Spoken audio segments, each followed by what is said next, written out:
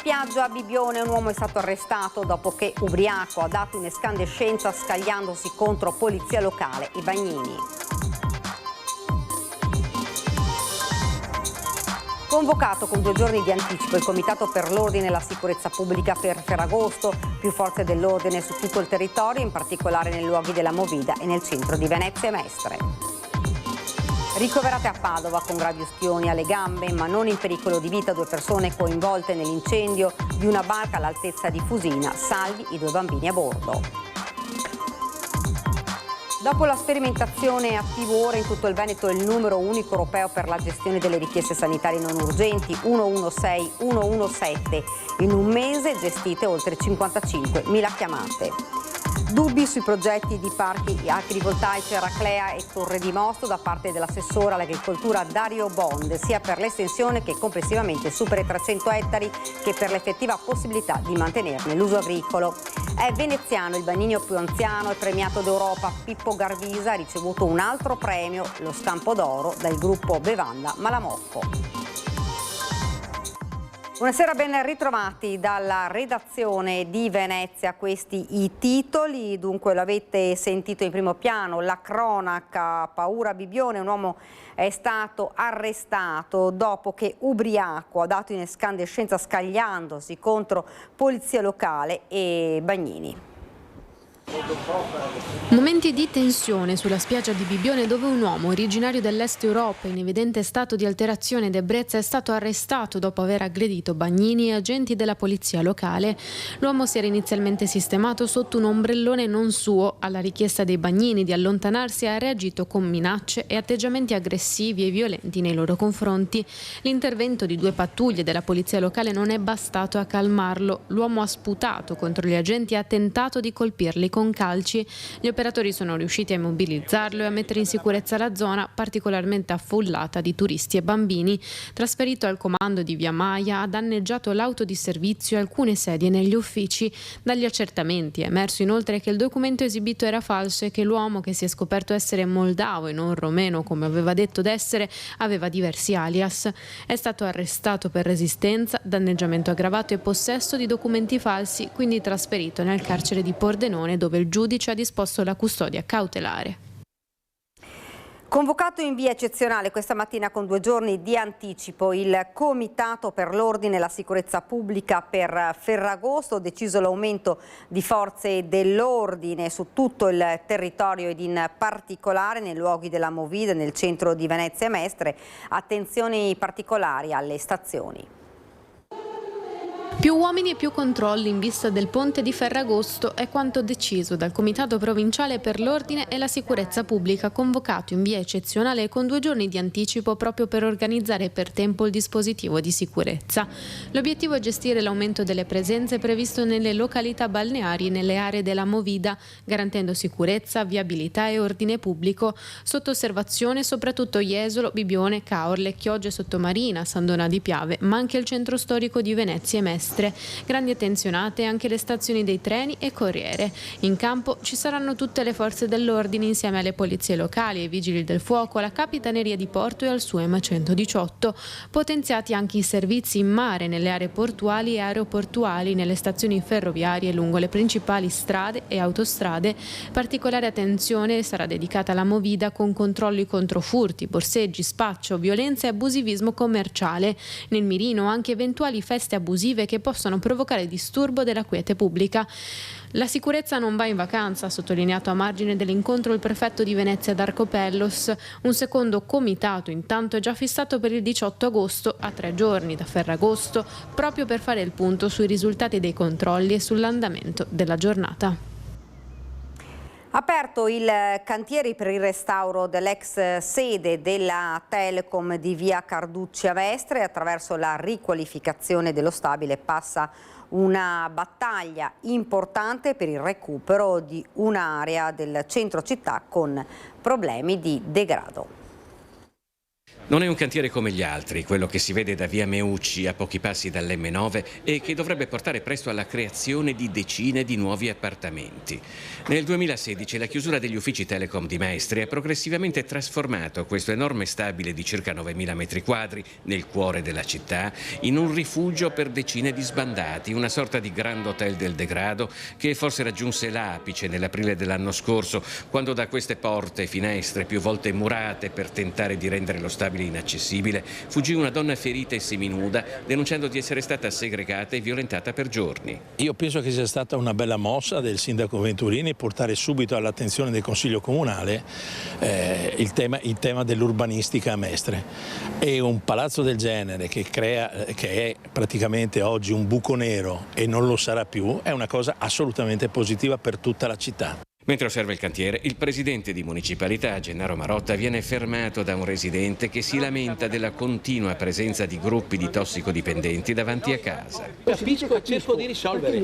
No, io non dico risolvere, cerco di risolvere. Lo stabile dell'ex Telecom è talmente grande da affacciarsi su 3 vie, Carducci, Pascoli e Meucci, dove si fronteggia con la ex poste di Piazzale Donatori di Sangue, altro edificio in cerca di nuova destinazione che si spera possa seguire anche lui una riqualificazione. Io sinceramente, sia da presidente di municipalità ma anche da cittadino, lo spero, lo auspico. Perché? Perché dobbiamo cominciare a recuperare tutti i palazzi che ci sono in città e che magari sono disabitati o comunque malandati. Perché dobbiamo lasciare che la nostra città rimanga un buco per vandali, disgraziati, gente strana? Il primo intervento grosso nell'area è iniziato nel novembre del 2023, quando le RUSP entrarono in azione per abbattere la palazzina Meucci, aprendo di fatto una nuova piazza che ora mette in comunicazione l'M9 con Piazzale Donatori di Sangue. Recentemente il sindaco Venturini e l'assessore all'urbanistica Romor hanno indicato la rigenerazione edilizia di Mestre come una priorità per il comune. Ma qui la città deve avere però anche la forza di dimostrarsi economicamente attrattiva. Sull'attrattività economica e anche abitativa, io credo che 2 palazzi in centro a Mestre, come sono questi delle Poste e dell'ex Telecom, io credo che l'attrazione ci sia già in automatico. Poi vedremo come si svilupperà, ma sicuramente saranno vissuti e non ci saranno più sicuramente tentativi di stupro o disgraziati, spacciatori e quant'altro che li frequentano e che quindi rendono la zona assolutamente malfamata.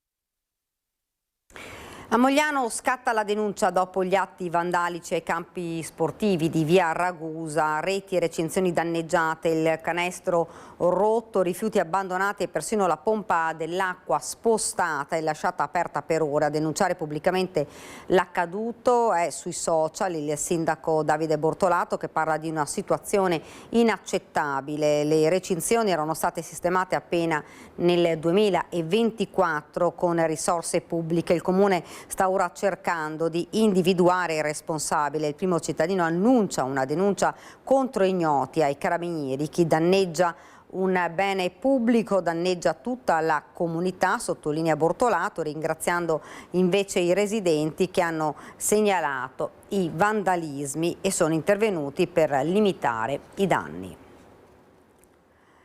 Ricoverate a Padova con gravissime ustioni alle gambe ma non in pericolo di vita 2 persone rimaste coinvolte nell'incendio di una barca all'altezza di Fusina sulla laguna di Venezia.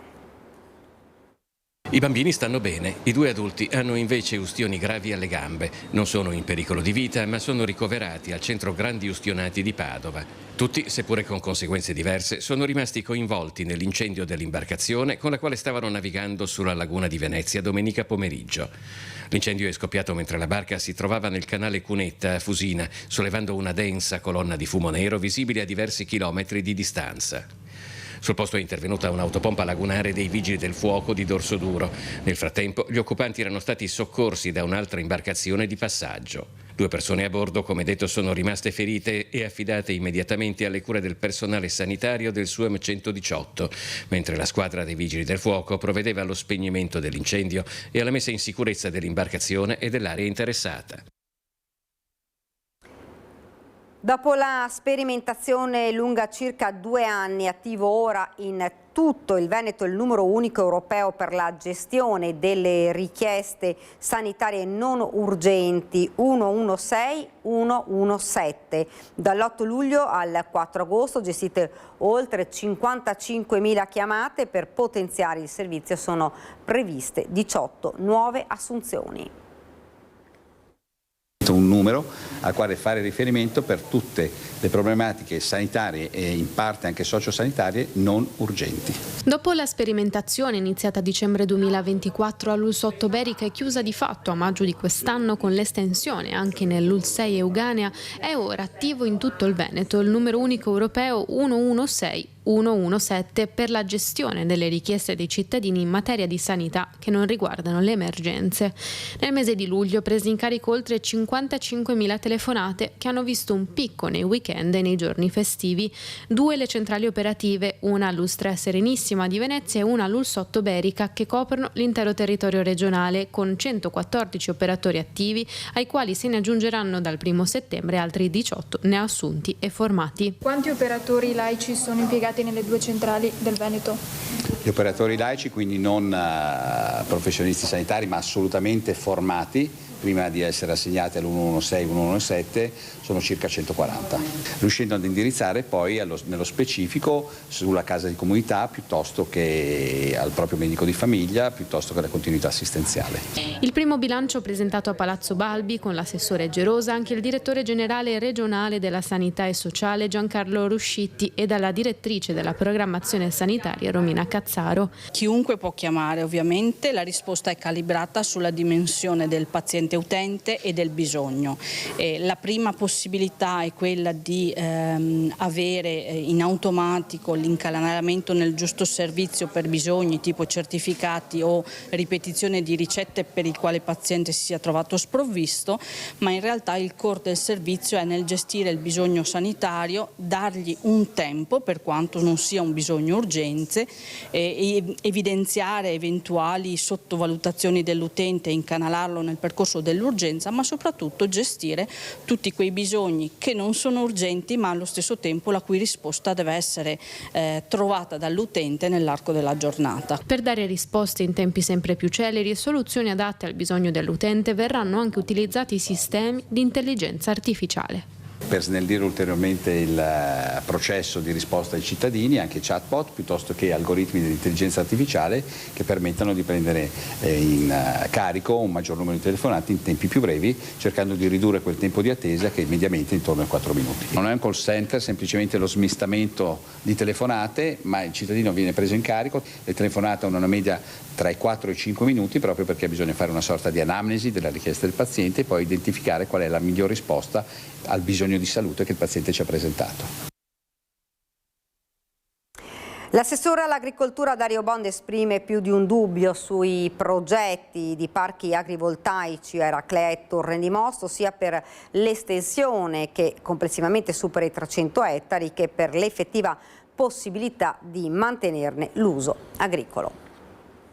Assessore, appoggerà la battaglia ad Eraclea contro l'agrivoltaico?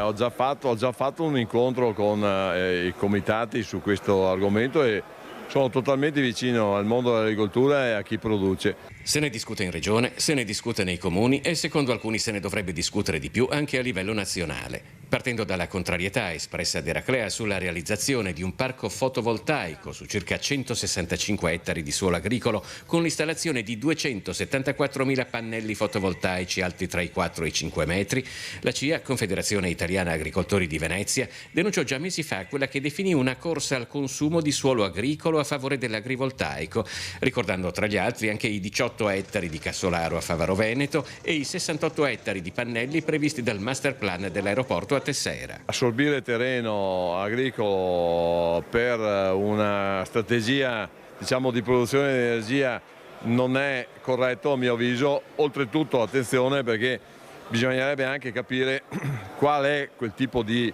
agrovoltaico che viene fatto, perché se si mi dice che sotto i pannelli si coltiva e si riesce a coltivare bisogna che me lo dimostrino. Ecco, io ho quel dubbio. Altra vicenda che fa discutere è che ai 165 ettari di agrivoltaico previsti nella zona di Torre di Fini ad Eraclea se ne aggiungono poco distanti altri 220 in località Boccafossa, nel territorio di Torre di Mosto, per una somma complessiva di 385 ettari, pari a 500 campi da calcio. Siamo di fronte a una grandissima superficie, molto estesa, molto utile anche dal punto di vista dell'agricoltura, un ragionamento bisogna farlo.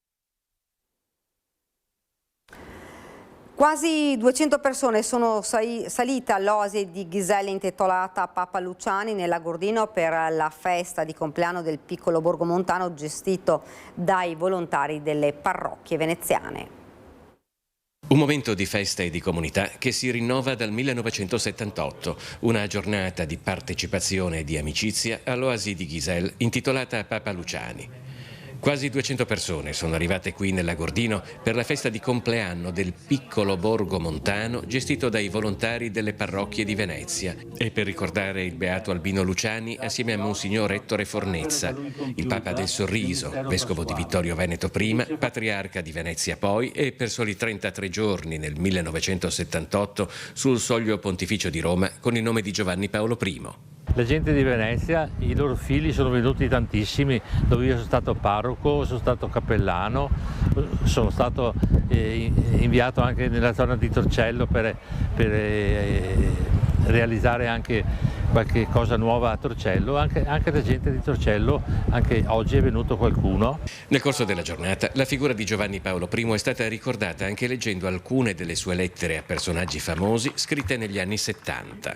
Testimonianze, ha detto Monsignor Ettore, che lo hanno fatto sentire più vicino a noi, con il suo pensiero, la sua sincerità, la sua umiltà. In questo luogo iconico, sempre più accogliente, grazie al lavoro dei volontari.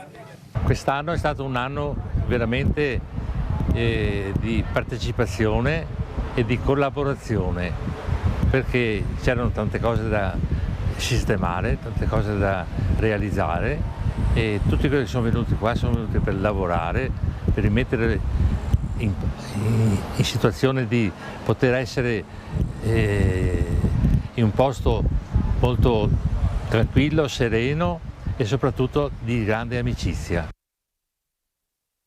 È veneziano il bagnino più anziano e premiato d'Europa. Pippo Garbisa ha ricevuto un altro premio, lo Scampo d'Oro, dal gruppo Bevanda Malamocco. Qual è il segreto per essere un buon bagnino? Un buon bagnino, prima cosa, quando si va nel molo non si deve avere il telefono, bisogna guardare il mare, perché il bagnino ha una grossa responsabilità. Non deve salutare, se chiedono qualche informazione gliela dai, ma non chiacchierare, deve sempre guardare il mare, perché è la cosa più meravigliosa è guardare il mare. E lei adesso va ancora a vedere il mare un po'? Tutte le mattine vado da mio nipote al Canton, in Piaggia Libera, vado sempre là. Perché io se prendo un po' di sabbia so quanti granelli ci sono. Sono nato in spiaggia. Benito Pippo Garbisa ha quasi 93 anni e ancora ha tanta voglia di mare. Per 76 di questi anni ha rinnovato il brevetto di salvataggio conseguito nel 1949 e mantenuto attivo fino al 2025. Veneziano, cresciuto nello stabilimento balneare di famiglia che non a caso porta il suo cognome, è lui il vincitore dello Scampo d'Oro 2026, opera del maestro vetraio muranese Giancarlo Signoretto, il bagnino più anziano e premiato d'Italia ed Europa. Ho 60 salvataggi, tra cui uno dichiarato morto dal proposito delle vacche e io mi sono impegnato di farlo risuscitare.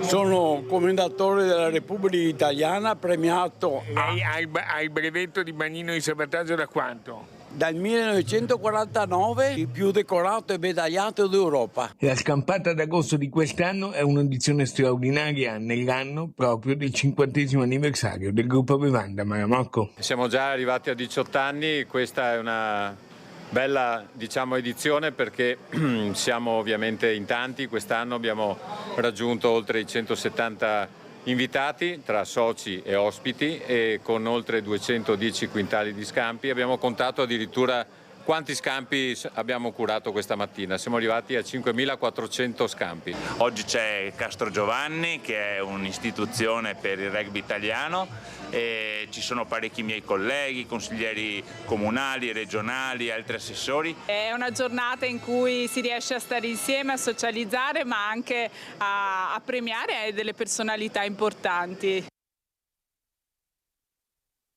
Ed è davvero tutto da Venezia, la sigla dopo le previsioni del tempo e fra qualche minuto il telegiornale da Treviso e provincia. Grazie davvero per averci seguito e arrivederci.